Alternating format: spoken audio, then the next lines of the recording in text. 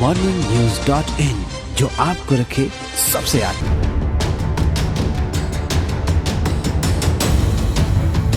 और मैं अपने सभी पत्रकार साथियों का धन्यवाद करती हूं कि कांग्रेस की इस प्रेस वार्ता में आप सभी अपना कीमती समय निकाल कर आए हैं।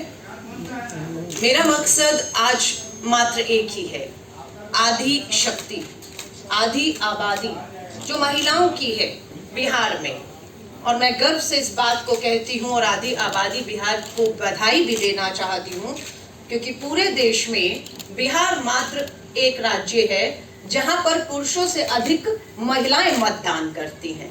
सरकार बनाने में महिलाओं का सबसे बड़ा योगदान रहता है, वो बिहार है। महिला जिसके साथ बिहार में बने उसकी सरकार, ये होता आया है। लेकिन अभी नारा है आर पार, अब नहीं चलेगा 70 पार। देश में आप देखेंगे राहुल गांधी जी के नेतृत्व में, उत्तर यहाँ पर बिहार में देखेंगे तेजस्वी यादव जी के नेतृत्व में युवा है, एक नई सोच के साथ आगे आए हैं। बिहार की महिलाएं अपने पिछले 15 साल की तरफ मुड़कर नहीं देखना चाहती, क्योंकि उसमें बहुत कुछ अच्छा ऐसा नहीं है जिसे याद करके उन्हें खुशी महसूस हो। वो अपने आप को छला हुआ महसूस करती हैं, इसलिए छला हुआ महसूस करती हैं क्योंकि उनको छला गया शराबबंदी के नाम पर। ये आप भी हकीकत जानते हैं, हम भी जानते हैं।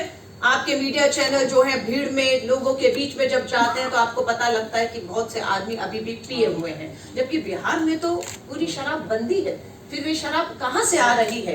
और यहाँ तक कहा गया, बहुत से कैमरों ने अपने वीडियो में दिखाया कि लोग वहां के बताते हैं कि ये शराब तो आपको घर घर में मिल जाएगी। यानी कि सरकार ने दरवाजे बंद किए, लेकिन पीछे से निजी दरवाजे शराब की काला बाजारी करते हुए खोल दिए गए। ये साबित करता है बिहार में। इसलिए मैं कहती हूँ शराबबंदी के नाम पर महिलाओं को जो है वो पूरी तरह से छला गया है। कौन सुनेगा बिहार में, कौन सुनेगा बिहार में बेटियों की पुकार, जहां सरकार में ही बैठे हो गुनाहगार। मैं बताना चाहती हूँ शिवांगी स्वरूप। कौन है शिवांगी स्वरूप? बता सकते हैं आप इससे कोई? मुजफ्फरपुर की बेटी है, मुजफ्फरपुर की बेटी है, शिवांगी स्वरूप नाम है। पूरे देश को आज उस बेटी पर, बिहार की बेटी पे गर्व है, क्योंकि वो बेटी मुजफ्फरपुर से निकलने में कामयाब हुई। जो बेटियां नहीं निकल पाई, उन बेटियों का हाल क्या किया इस सरकार के अधीन, वो हम लोगों ने मुजफ्फरपुर बालिका शेल्टर होम में देखा है। लेकिन शिवांगी स्वरूप ने, मैं बिहार इस बेटी का जिक्र इसलिए करना चाहती हूँ क्योंकि वो बेड़ियां तोड़कर निकल पाई और वो भारतीय नौसेना की पहली महिला पायलट बनी है। गर्व होता है बिहार को, गर्व होगा मुजफ्फरपुर के लोगों को कि जिस बेटी ने भारतीय नौसेना में पहली महिला पायलट के तौर पर नाम दर्ज किया है। लेकिन वो बेटियां जिनका कोई नहीं था, सरकार कोई अपना माई बाप समझ के वो नाइट शेल्टर होम में थी, और वहीं पर भाजपा की और जेडीयू की संयुक्त उम्मीदवार जो बेल पे बाहर है, जिन पे बालिका गृह पर जो है बालिकाओं के यौन शोषण के गंभीर आरोप लगे, जिन्हें मंत्री पद छोड़ना पड़ा, जो फरार रही सुप्रीम कोर्ट के हस्तक्षेप के बाद जो है पुलिस दबाव में आने के बाद उनकी गिरफ्तारी होती है। और बहुत दुख की बात है, जो महिला सुरक्षा को लेकर जीरो टॉलरेंस की बात करते हैं, वो उसी मंजू वर्मा को टिकट देकर अपना उम्मीदवार बनाते हैं। नेशनल क्राइम रिकॉर्ड ब्यूरो के आंकड़े 2019 के जारी किए गए। आंकड़े आप सभी के पास है, आप ही के थ्रू हमारे तक पहुंचे, मैं उसका कोर्ट में केस चले। बच्चियों को अगर कानूनी मदद चाहिए, काउंसलिंग चाहिए, आर्थिक मदद चाहिए, उन्हें मेडिकल ट्रीटमेंट सही समय पर, हाथरस की बेटी को सही समय पर मेडिकल ट्रीटमेंट नहीं मिला, थक्के खाती रही, जब तक वो सफदरजंग दिल्ली पहुंचती उसमें दम तोड़ दिया। तो हमारी सरकारें पूरी तरह से गंभीर है, कम से कम भाजपा की तरह, बलात्कारियों के तरह या जेडीयू की तरह मंजू वर्मा जैसे आरोपियों के साथ नहीं खड़ी। आपकी सरकार आती है, आपकी सरकार अकेली तो आएगी, आपके साथ ही पार्टी राजद पार्टी के साथ आएगी। बिल्कुल। जैसे कि अभी बात हुई थी कि जो दूसरी पार्टी है वो कई आपराधिक लोगों को भी टिकट दे देती है, तो ऐसे में आप क्या करेंगे, आप क्या कहेंगे इस बारे में? देखिए, मैंने अपील किया और आपके माध्यम से दोबारा अपील करूंगी।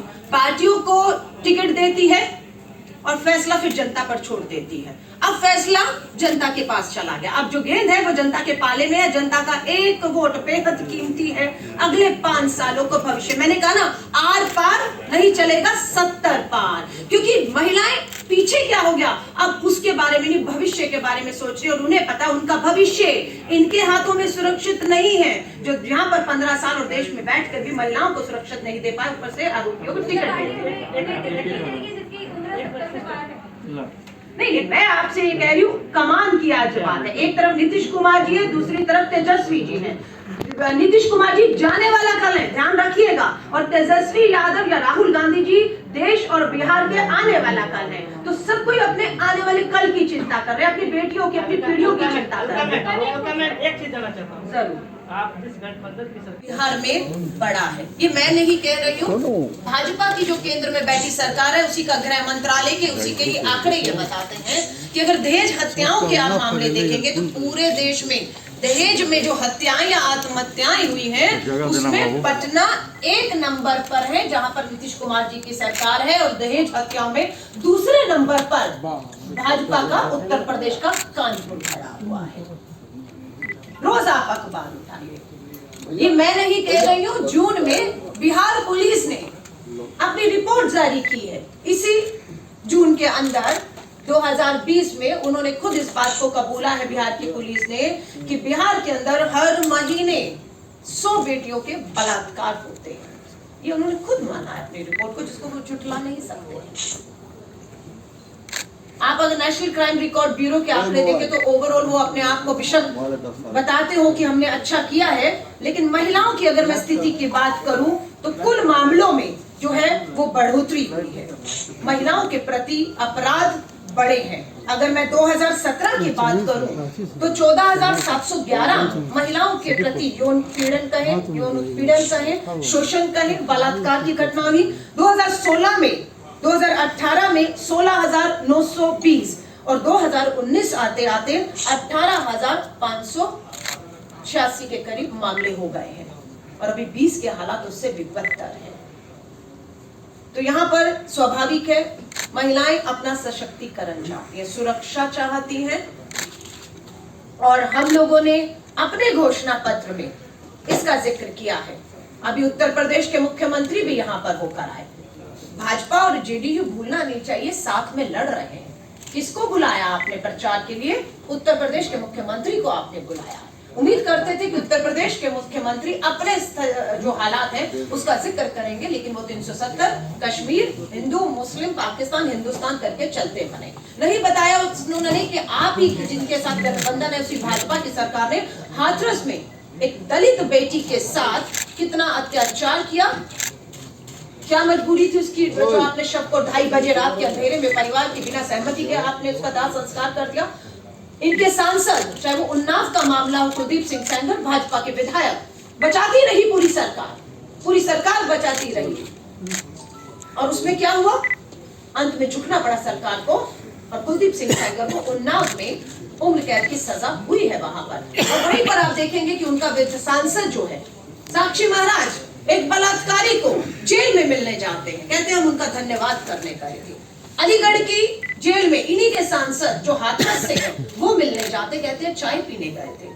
उनके समर्थन में चाहे कठुआ नहीं भूलना चाहिए, उन्नाव नहीं भूलना चाहिए, हम लोगों को हाथरस नहीं भूलना चाहिए। भाजपा ने हमेशा बलात्कारियों के साथ खड़े होकर उनका समर्थन, उन्हें बचाने के प्रयास किए, इसीलिए हालात आज यहाँ तक पहुंचे। तो मैं सोचती हूँ जिनके साथ नीतीश कुमार जी जेडीयू के यहाँ पर मुख्यमंत्री के चेहरे 15 साल से थे, पूर्ण राज्य का दर्जा कहते थे, पूछिए उनसे।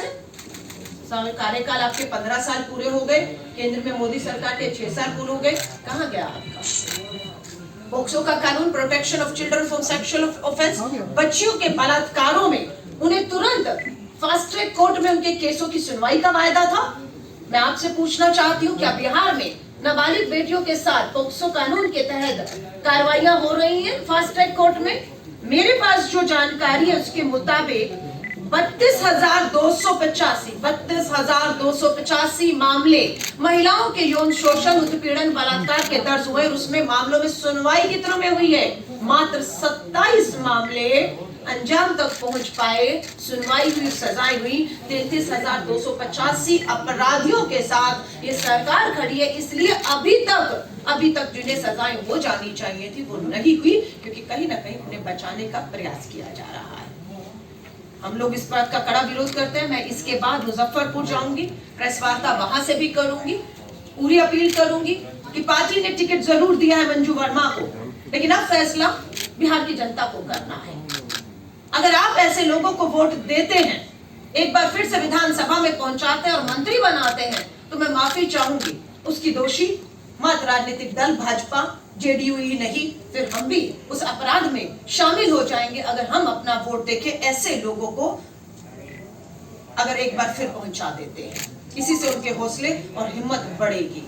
तो आज ये अपील को लेकर मैं जनता के बीच जा रही हूं। महिलाओं से लगातार सोशल मीडिया ने हमारा जो आपस का दूरी है उसे खत्म कर दिया है। दिल्ली में बैठ के भी हम लोगों ने देखा, महिलाओं ने ट्रेन चलाया। का किए हो, नीतीश कुमार जी से पूछे, जेडीयू बीजेपी की गठबंधन सरकार से पूछे, महिलाओं के लिए का किए हो। ट्रेंड हुआ पूरे देश में, और जब ट्रेंड होना शुरू हुआ तो आप लोगों ने बिहार के इस पिछले 5 और 15 सालों में महिलाओं के उत्पीड़न, यौन शोषण, दहेज हत्याओं के बारे में जो छापा, उस ट्रेंड में हम लोगों ने दोबारा से उसको सामने लाकर रखा कि हमें भूलना नहीं चाहिए कि ये 5 साल पहले, ये 15 साल पहले की 15 साल कम नहीं होते हैं। आज नीतीश कुमार जी को काले झंडे दिखाए जा रहे हैं। खुद अपने भाषण में उन्हें कहना पड़ा कि आपको नहीं वोट देना तो मत दीजिए। आप समझ रहे हैं, नीतीश कुमार जी को कहना पड़ा। पहली बार कोई मुख्यमंत्री इतना हताश और निराश दिख रहा है कि वो कह रहा है आपको मुझे वोट नहीं देना हो तो मत दीजिए। आज मैं आप सभी से कहती हूँ, मुझे गर्व है कि मैं कांग्रेस की तरफ से इस प्रेस कॉन्फ्रेंस को बिहार की प्रत्येक आधी आबादी में कहूंगी, आधी आबादी और युवा बिहार, क्योंकि अभी हम लोग वही चर्चा कर रहे थे कि 57% से भी ज्यादा 57.2% बिहार का जो युवा है उसकी उम्र 25 साल से कम है। यानी कि बिहार का 57% आबादी 25 साल और उससे कम के युवाओं की है। ये युवा बिहार आज है जिससे मैं अपील कर रही हूँ। आपके वोट की बहुत कीमत है। पहले चरण का चुनाव बिल्कुल खत्म होने पर आ गया है, फैसले की आप कगार पे खड़े हैं। उसके बाद जो है 3 और 7 तारीख को मतदान होगा। मैं अपील करना चाहती हूँ युवाओं से और महिलाओं से खास तौर से, क्योंकि मैंने पहले भी जैसे दोहराया है, जहां जाएगी महिला उसकी बनेगी सरकार। और महिलाओं को मैं यकीन दिलाती हूँ, हमारे कांग्रेस के घोषणा पत्र को पहले भी आप लोगों के सामने पेश किया जा चुका है। इसके जो बिंदु हैं मैं उसका जिक्र दोबारा कर देना चाहूँ। महिला पुलिस बल बटालियन का गठन किया जाएगा, जिसमें सभी स्तर पर महिलाओं की ही जो है वो नियुक्ति की जाएगी। जब महिलाएं थाने में बैठी होंगी, एक संवेदनशीलता होगी, महिला अपना दर्द एक महिला पुलिस को बता पाएगी। क्योंकि हमें देखा है कि सामने जब पुरुष पुलिस होती है तो बच्चियां या बच्चियों का परिवार खुलकर उनके साथ हुए बलात्कार, यौन शोषण की घटनाओं को बता नहीं पाते हैं। हमारी कोशिश रहेगी वो खुलकर अपने साथ हुए अपराध को बता सके बिना किसी हिचक के, ताकि उन्हें न्याय मिल सके। क्योंकि कई बार जानकारी ना देने की वजह से एफआईआर में धाराएं वो जो जुड़नी चाहिए नहीं जुड़ पाती और अपराधी को बच निकलने का मौका मिलता है। लेकिन जब बेटियां और उसके परिवार, महिला पुलिस उपस्थित होगी महिला थानों में, खुलकर अपनी बात को बता पाएगा, तो उन धाराओं को तय करके उनके खिलाफ जो है कार्रवाई हम लोग करेंगे। ये मैं आपको सुनिश्चित करना चाहती हूँ। आपके सवालों का रजिस्ट्री में 2% की अतिरिक्त छूट देने की बात की है। हमने इसका लाभ होते हुए देखा है। जब हम इस तरह से जमीन और मकान की रजिस्ट्री का 2% में जब आप जोड़ते हैं तो लाखों रुपया बन जाता है। तो उसकी रजिस्ट्री की हम लोगों ने बात की। हमने उच्च शिक्षण संस्थानों में मेडिकल इंजीनियरिंग, वाणिज्य विज्ञान में 35% हमारी बेटियों के लिए, महिलाओं के लिए, छात्राओं के लिए रिजर्व करने की सीट की बात कही। हम लोगों ने महिला उत्पीड़न रोकने के लिए 1 स्टॉप सेंटर, कॉल सेंटर का निर्माण करने की बात की है, ताकि महिलाओं को न्याय समय से मिल सके और जल्द मिल सके। इसके लिए 1 स्टॉप सेंटर की हम लोगों ने बात की है। हम लोगों ने शिक्षा क्षेत्र में हमारी प्राथमिकता बच्चियां और महिलाएं भी हैं, इनको ध्यान में रखते हुए हमारी सरकार केजी से पीजी तक की मुफ्त शिक्षा की व्यवस्था करेगी। शिक्षा मुफ्त होनी चाहिए, क्योंकि हम लोगों ने आप ही के टीवी चैनल में बहुत लोगों को कहते हुए सुना, वो शिक्षा इसलिए नहीं ग्रहण कर पाए क्योंकि शिक्षा महंगी है। और जिन सरकारी स्कूलों में उन्हें भेजा जाता है, उन सरकारी स्कूलों में किसी तरह की भी सुविधाएं नहीं है कि बच्चा वहां पर अच्छी शिक्षा वो प्राप्त कर सके। महिला सशक्तिकरण बाल कल्याण मंत्रालय, ये एक विभाग है, समाज कल्याण विभाग के अधीन एक विभाग है। हमारी ये कोशिश रहेगी कि सत्ता में आते ही हम महिला बाल विकास को एक इंडिपेंडेंट मंत्रालय बनाकर इसको हम पूरी ताकत दें, इसका फंड नियुक्त किया जाए और उसके तहत काम हो। क्योंकि समाज कल्याण मंत्री, हम लोगों को गर्व नहीं होता उनका नाम लेते हुए। मुजफ्फरपुर में उनका हमने कारनामे देखे, उसी के अधीन नाइट शेल्टर आता था, महिला बाल विकास विभाग भी उन्हीं के अधीन आता था।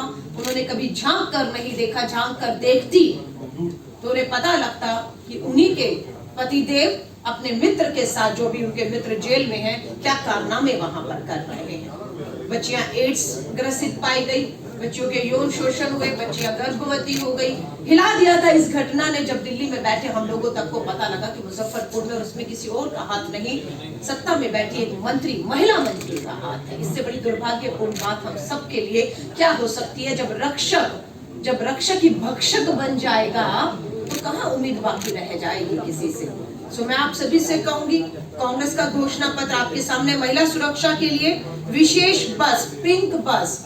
अगर आप दिल्ली मेट्रो में कभी सफर करेंगे तो आपको एक पूरा पिंक डब्बा जो है मेट्रो का महिलाओं के लिए आरक्षित मिलता है, उनकी सुरक्षा को देखते हुए। इसी तरह हमारा यहाँ पर है महिला सुरक्षा के लिए विशेष पिंक बस परिचालन की व्यवस्था, सड़क पर प्रकाश की व्यवस्था की हम पूरी उसकी गारंटी देते हैं कि महिलाओं को लेकर जिस तरह की भी सुरक्षा को मद्देनजर रखते हुए कार्रवाइयां करनी है। छात्रों के लिए सभी सरकारी एवं निजी स्कूलों में, कॉलेजों और विश्वविद्यालयों में सैनिटरी पैड मुफ्त प्रदान किए जाएंगे, क्योंकि हमें मालूम है अनहाइजीनिक की वजह से, साफ सफाई ना होने की वजह से, जागरूकता ना होने की वजह से हमारी बेटियां जो हैं आज भी वो पुराने तौर तरीकों से इस जो हमारे महामारी है उससे वो लड़ती हैं। और मुझे लगता है जागरूकता करेंगे हम, बच्चियों को अगर मुफ्त में सैनिटरी नैपकिन उपलब्ध कराएंगे तो बच्चियां हमारी जो बीमारी से ग्रसित होती हैं, साफ सफाई ना होने की वजह से, उससे जो है वो बच पाएंगी। goodmorningnews.in, जो आपको रखे सबसे आगे।